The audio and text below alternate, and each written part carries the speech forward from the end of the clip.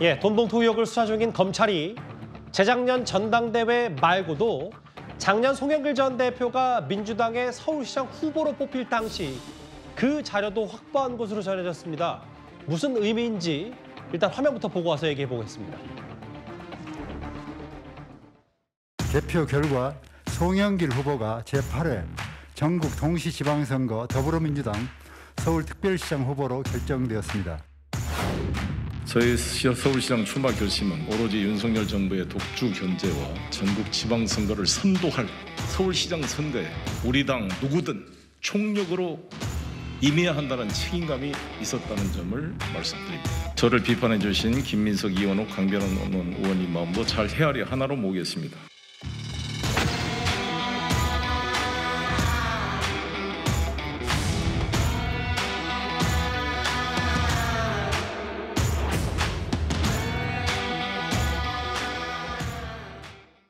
저는 이 얘기를 보도할 때마다 재작년 봄에 있었던 전당대회 시점을 좀 맞췄었는데 검찰은 이것 말고도 압수수색 과정에서 송영길 전 대표가 서울시장 민주당 후보로 뽑혔을 때 자료도 확보했다.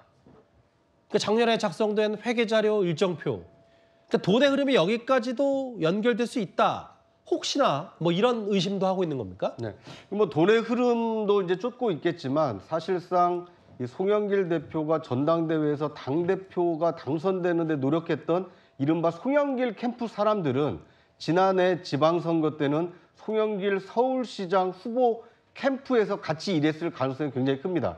그러니까 돈도 돈이지만 캠프에서 핵심적인 역할을 했던 사람들이 어디에서 자금을 마련해서 누구에게 이 자금을 집행했는지 이런 인적 구성과 자금의 집행 내역을 일목요연하게 보기 위해서 문제는 2021년 전당대회 돈봉투 사건이지만 같은 그 캠프에서 일했던 사람들이 겹칠 가능성이 있기 때문에 아마 검찰은 지난해 서울시장 송영길 캠프의 어떤 회계 자료와 일정표 그리고 일했던 사람들까지도 포괄적으로 지금 들여다보고 있는 것이 아닌가 뭐 이렇게 관측이 됩니다. 그러니까 구장처장 말씀은 송영길 전 대표가 당대표가 되기 위해서 뛰었던 사람들과 민주당의 서울시장 후보가 뛰었던 사람들이 거의 비슷하기 때문에 다 송 전 대표 특근이기 때문에 그런 인물들 수사하다 보니까 당연히 이 자료까지 확보할 수밖에 없었다. 그렇습니다.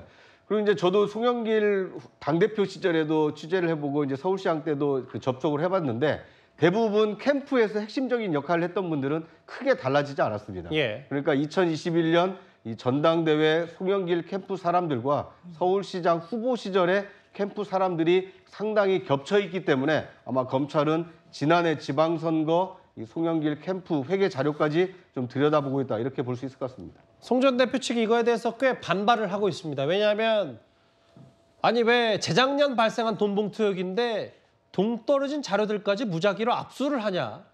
사실상의 별건 수사다 뭐 이 얘기를 하고 있거든요.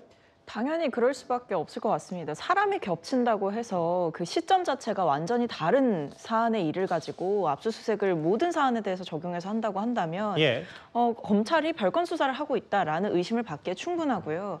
돈봉투 사건에 대한 엄정한 수사를 해야 된다라는 데에 대해서는 국민적 공감대가 있지만 그 엄정한 수사라는 것이 지금 받고 있는 혐의 외에 추가적인 무언가를 만들어내기 위해서 의도적으로 정략적인 목적을 가지고 수사를 한다라는 의심이 제기되면 검찰의 수사의 신빙성 자체도 떨어질 수밖에 없습니다. 저는 그렇기 때문에 검찰이 이번 사태에 대해서 그러니까 이렇게 압수수색의 범위가 너무 광범위하거나 뭐 연구소를 압수수색할 수는 있지만 압수한 자료들이 그 돈봉투 의혹 사건과 완전히 동떨어진 사안의 일을 압수수색하는 것은 상당히 무리하다라고 비판받을 만한 일이라고 봅니다. 그런데 박성민 비서관님, 근데 좀 따지고 보면 이게 송 전 대표 말 맞다나 동떨어지는지 안 떨어지는지는 검찰이 들여다봐야 알 수 있으니까 재판부에 요청을 한 거고 재판부도 그럼 그 압수수색 한번 그 범위에 포함되니까 압수수색 영장을 발부해줬으니까 검찰이 확보한 건 아닐까요?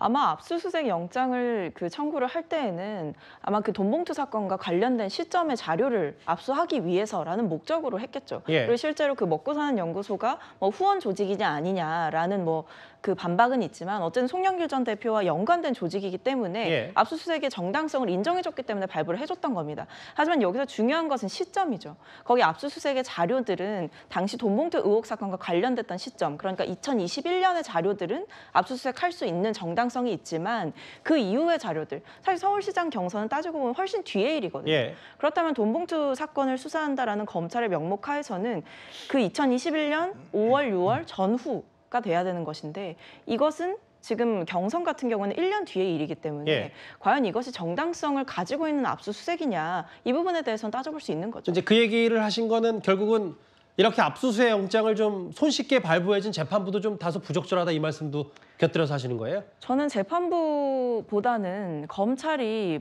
압수수색 영장을 청구할 때 적시했던 그 목적과 사안에 부합하게 수사를 해야 된다라는 말씀을 드리는 겁니다. 알겠습니다. 일단 뭐 서울시장 후보에 뽑혔을 때 관련 자료들 좀 들여다보겠다는 게 검찰의 입장이고, 그리고 다음 주에 결정이 될 강내구 감사의 구속 여부도 앞으로 돈봉투 의혹 수사의 중요한 변수가 될 겁니다. 그 얘기는 했어 내가. 누구한테? 영길이 형한테. 영길이 형이 그 뭐 어디서 이제 구했는지 그런 건 모르겠지만 많이 처리를 많이 했더라고. 구속영장 기각됐는데 오늘 한 말씀만 해주시죠. 양심 선언하세요. 현명한 판단을 해주신 재판부에 감사드립니다. 이상입니다. 송영길 전 대표님도 돈봉투 전달 사실 알고 계셨나요? 이재명 잘 소명됐다고 보시는지 말씀 부탁드립니다. 강내구 씨, 꼭 양심 선언하고 통보해 주세요.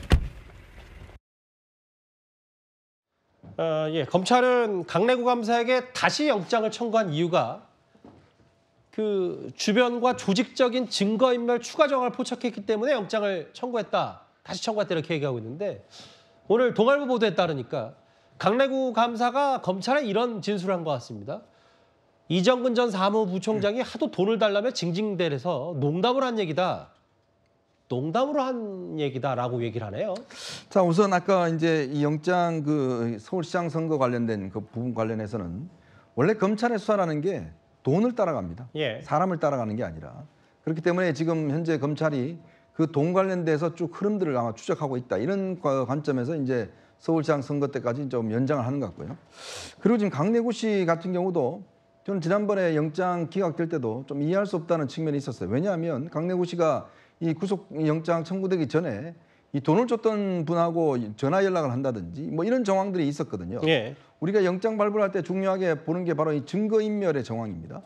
근데 그 당시에도 이 증거인멸할 수 있는, 즉 돈을 준 사람하고도 이 연락한다든지 이런 것들이 이제 증거인멸의 정황이 되는데 이거를 판사가 좀 저는 간과한 게 아닌가라는 생각이 들어서 이번 같은 경우도 보면 지금 강내구 씨가 하는 이야기가 보면 좀 이해가 안 되는 게 아까 그 녹취록 보셨지만 저게 징징대는 거를 본인이 그냥 뭐 이 들어주는 그런 걸로 들리셨습니까? 저는 그렇게 들리지 않거든요. 굉장히 좀 중요한 이야기로 보여집니다. 그러니까 점점 자신의 어떤 그 핵심적 이슈에 대한 주장들을 다른 걸로 지금 대체하고 있다는 거죠.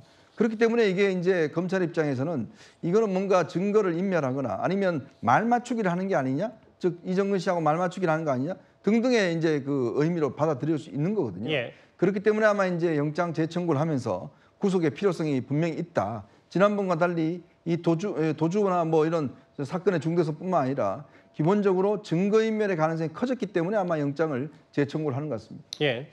사실 지난번에 강내구 전 감사에 대해서 영장이 기각될 때 그 영장 전담 판사가 이례적으로 그 기각 사유에 대해서 좀 길게 썼었는데요. 그때 그 내용은 결국 증거인멸 우려가 없다. 그래서 구속 사유가 없다는 취지였습니다. 그렇기 때문에 검찰이 이번에는 보강 수사를 통해서 강내구 전 감사가 증거인멸 정황이 있다는 부분도 좀 더 보강한 것으로 보이고 특히 사건 관련자들이 조직적으로 증거인멸한 의혹이 있다라는 부분들을 지금 밝히고 있는데요. 뭐 예. 보도에 따르면 뭐 PC를 교체한다든지 이런 부분들이 조직적으로 이루어진 거 아니냐라는 의혹들이 있다고 합니다. 다만 강래구 전 감사가 그 조직적인 증거인멸에 가담했는지 여부를 파악해내지 못한다고 한다면 단순히 사건 관련자들이 증거를 인멸했다는 것만으로 강래구 전 감사까지의 구속 사유가 바로 생긴다고 볼 수는 없고요. 다만 검찰에서는 강래구 전 감사가 과연 증거인멸을 할 만한 우려가 있다는 부분을 보강 수사를 통해 얼만큼 밝혀냈는지 이거에 따라 영장 발부 여부가 결정될 것으로 보입니다. 알겠습니다.